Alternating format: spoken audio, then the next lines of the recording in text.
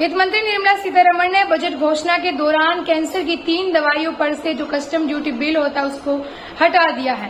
उन्होंने केंद्रीय मंत्री निर्मला सीतारमण ने कहा कि मेडिसिन और मेडिकल जो कैंसर के पेशेंट होते हैं उनको राहत देने के लिए ये जो कस्टम ड्यूटी बिल है उसको हटाया जा रहा है। और वहीं आपको बता दें कि एक्साइज ट्यूब पर लगने वाला जो कर था वो भी उसकी ड्यूटी भी है वो हटा दी गई है। उन्होंने कहा कि उन्होंने बिहार के लिए बड़ी घोषणा करी है। बिहार को 41,000 करोड़ रुपए का पैकेज दिया गया है और वहीं आंध्र प्रदेश को 15,000 करोड़ रुपए का पैकेज है वो बजट के दौरान दिया गया है। इस बार इंफ्रास्ट्रक्चर पर भी सरकार का ज्यादा फोकस है।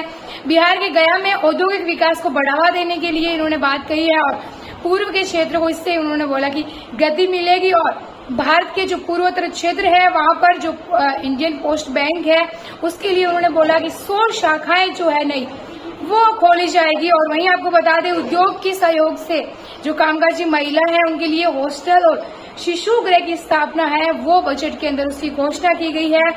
सरकारी जो संबंधित कोष गारंटी के साथ 7.5 लाख रुपए तक की ऋण सुविधा के लिए एक मॉडल कौशल ऋण योजना है वो तैयार किया जाएगा।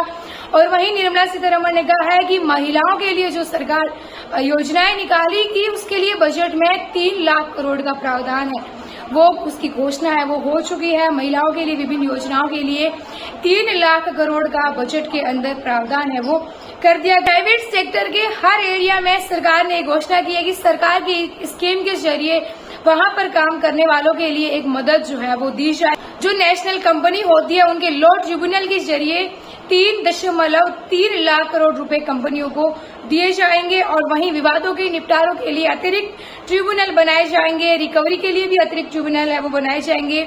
शहरों के जो क्रिएटिव रीडेवलपमेंट के लिए पॉलिसी है नई वो लाई जाएगी। और सबसे बड़ी बात है कि उन्होंने मुद्रा लोन की जो रकम है उसको बढ़ा दिया है। मुद्रा लोन की जो रकम है उसको 10 लाख से बढ़ा करके 20 लाख कर दिया है। और सीडीबी जो होती है कस्टम ड्यूटी बिल है उसकी पहुंच बढ़ाने के लिए अगले 3 साल में नई ब्रांच खोली जाएगी। इनमें से 24 ब्रांच है वो इसी साल खुलेगी।